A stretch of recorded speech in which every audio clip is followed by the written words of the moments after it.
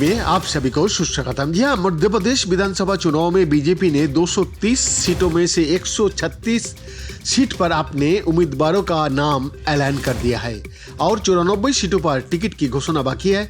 BJP ने उम्मीदवारों के जरिए एक मजबूत सोशल इंजीनियरिंग बनाने की कोशिश की है, जिसके जरिए कांग्रेस के जातिगत जनगणना के दांव का फेल करने और सत्ता में वापसी की पटकथा लिखी है। बीजेपी ने अभी तक की लिस्ट में सबसे ज्यादा सवर्ण, उसके बाद ओबीसी और SC/ST समुदाय के कैंडिडेट उतारा है। इस तरह बीजेपी ने प्रदेश का जातीय समीकरण को देखते हुए कास्ट पॉलिटिक्स की सियासी बिसात बिछाई है। बीजेपी ने मध्य प्रदेश में सबसे ज्यादा सवर्ण समुदाय के उम्मीदवार उतारे हैं। बीजेपी के द्वारा जारी 136 सीटों में से 48 सीटों पर ठाकुर, ब्राह्मण और जैन समाज का प्रत्याशी है, जो कि 31% होगा। ओबीसी की अलग अलग जातियों से 40 कैंडिडेट उतारा है, जो 29% है। इसके बाद 30 अनुसूचित जनजाति जो 22% और 18 अनुसूचित जाति से प्रत्याशी उतारा है, जो 13% है।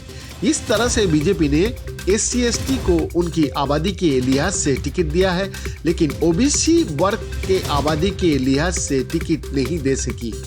बीजेपी शुरू से ही ब्राह्मण और ठाकुरों की पार्टी मानी जाती रही है। यही वजह है कि बीजेपी ने सबसे ज्यादा इन्हीं दोनों जातियों से प्रत्याशी दिया है, जिसमें 19 सीटों पर ठाकुर, 18 सीटों पर ब्राह्मण, 6 जैन समुदाय से है। इसके अलावा कायस्थ, सिंधी, मराठा, सिख, रघुवंशी से एक प्रत्याशी उतारा है। पिछले बार बीजेपी ने 5 जैन प्रत्याशी उतारे थे, लेकिन इस बार बढ़ गया है। बीजेपी अभी 94 सीटों पर कैंडिडेट उतारेगी, उसमें भी इन तीनों ही जातियों से और भी उम्मीदवार उतारे जा सकता है। पिछली बार बीजेपी को ठाकुर समुदाय की नाराजगी का भी नुकसान उठाना पड़ा था, जबकि ब्राह्मण बहुल भिंड में प्रदर्शन बेहतर रहा था। मध्य प्रदेश में ओबीसी की आबादी 49% है, जबकि सवर्ण समुदाय की आबादी 15% है। बीजेपी के उम्मीदवारों की लिस्ट देखें तो सवर्ण समुदाय की तुलना में ओबीसी के प्रत्याशी बहुत कम है, जबकि मध्य प्रदेश में ओबीसी तबका बीजेपी का परंपरागत वोट बैंक रहा है। ओबीसी की आबादी 49% है, लेकिन बीजेपी ने 29% ही प्रत्याशी उतारा है। ऐसे में कांग्रेस का जातिगत जनगणना की दांव को काउंटर करना बीजेपी के लिए आसान नहीं होगा। दरअसल कांग्रेस लगातार केंद्र सरकार पर दबाव बना रही है कि वो बिहार की तरह ही देश भर में जातिगत जनगणना कराए।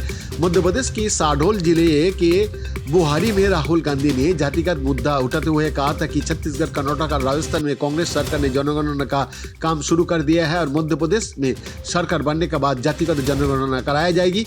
इतना ही नहीं, उन्होंने सामाजिक न्याय के नारा बुलंद करते हुए कहा कि जिसकी जितनी भागीदार उसकी उतनी हिस्सेदारी मिलनी चाहिए। हालांकि बीजेपी ने मध्य प्रदेश के चुनाव में ओबीसी का अलग अलग जातियों से जिस तरह से कैंडिडेट उतारा है, उसके लिहाज से जरूर तमाम अलग अलग जातियों को साधने की रणनीति अपनाई है। बीजेपी ने ओबीसी लोथ कुर्मी समुदाय से सबसे ज्यादा 7 प्रत्याशी उतारा है, जबकि 2018 में लोथ 5 और कुर्मी 6 टिकट चुनाव लड़े थे। कोलार समुदाय के 4 प्रत्याशी उतारा है, तो कुशवाहा, खाती, गुर्जर, मीना, जाट, दागी जाति का 2 प्रत्याशी उतारा है। इसकी तरह जादव, धाकर से 3 प्रत्याशी को टिकट दिया गया है। बीजेपी ने ओबीसी के तमाम जातियों को टिकट देकर अलग अलग क्षेत्र के लिहाज से सियासी समीकरण सेट करने की कोशिश भी की है। BN का रिपोर्ट, FTV हिंदी, दिल्ली, भारत।